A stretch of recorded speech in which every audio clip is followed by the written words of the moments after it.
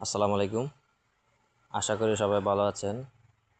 আজকের ভিডিওতে দেখাবো আপনার অ্যান্ড্রয়েড ফোন বা স্মার্টফোন হারিয়ে গেলে আপনি কি করবেন। তো বেশি কথা না বলে সরাসরি মূল ভিডিওতে চলে যাই।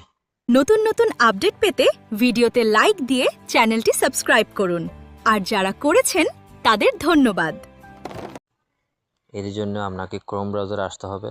আসার পর ফাইন্ড হাব লিখে সার্চ করবেন। এই যে সবার উপর যে ওয়েবসাইটটা আছে গুগলের নিচে লেখা ফাইন্ড হাব, এটাতে ক্লিক করবেন।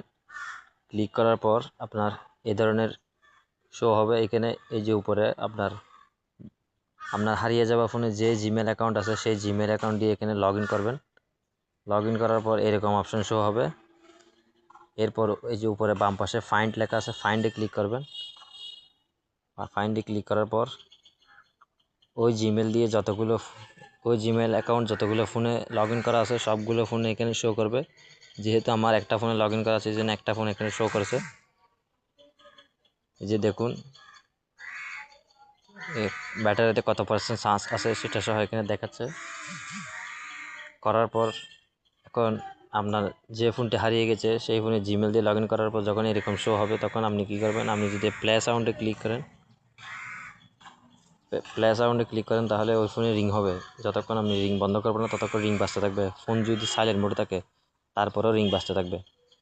আর আপনি যদি একদম নিচে ফ্যাক্টরি রিসেটে ক্লিক করেন তাহলে ফোনটি একবারে রিসেট হয়ে যাবে, অর্থাৎ ফোনে যা কিছু আছে সব কিছু একদম ফ্লাশ ডিলিট হয়ে যাবে, কোনো কিছুই থাকবে না। আর মার্ক এস লস্ট এটাতে যদি ক্লিক করার পর আপনি কন্টিনিউ দিবেন। দেওয়ার পর এখানে দেখুন দুইটা কলাম আসবে এরকম। প্রথম কলামে আপনি চাইলে লিখে দিতে পারেন ফোনটা যে নিয়েছে বা যে চুরি করেছে তার কাছে একটা মেসেজ যাবে। এখানে আপনি বাংলায় লিখে দিতে পারেন ফোনটি হারিয়ে গেছে, এই ফোন জিডি করা হয়েছে, এ ধরনের একটি মেসেজ লিখে দিতে পারেন যাতে সেই ভয় পায়। এবং নিচে লিখে দিবেন আপনাকে যেন ফোন করা হয়, আপনার একটা নাম্বার দিয়ে দেবেন, যে ফোনটা পেয়েছে সেই যেন আপনাকে কল দিয়ে ফোনটা দিয়ে দেয়। এ ধরনের একটা মেসেজ লিখে দিবেন। অবশ্যই থানায় জিডি করবেন, এটা তো অবশ্যই দরকার। তবে প্রাথমিকভাবে আপনি চাইলে এটা করতে পারেন।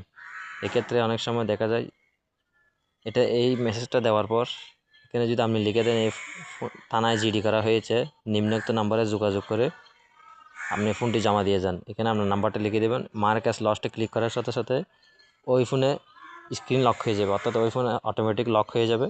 লক হওয়ার পর ডিসপ্লেতে এই লেখাটা শো করবে, আপনি যে লেখাটা এখানে দেবেন এবং আপনার ফোন নাম্বারটা শো করবে। তাহলে নিশ্চয়ই যে ফোনটা পাবে তার মধ্যে একটা ভয় কাজ করবে যে এটা টানা জিডি করা হয়েছে, এখানে একটা মেসেজ আসছে এবং ফোনটা লক হয়ে গেছে। তো এটা প্রাথমিকভাবে আপনি চাইলে এটা করতে পারেন।